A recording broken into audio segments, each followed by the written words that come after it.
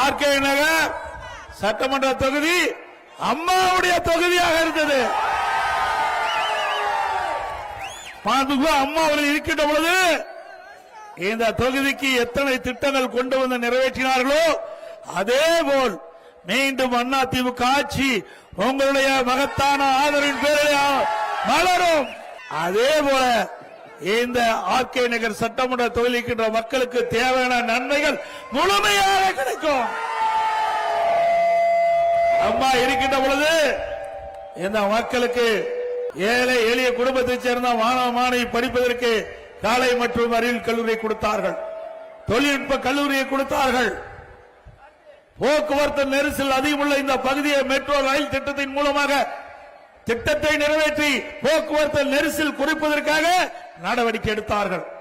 அதே போல மீண்டும் அதிமுக ஆட்சி உங்களுடைய மகத்தான ஆதரவின் பேரிலே மலரும்.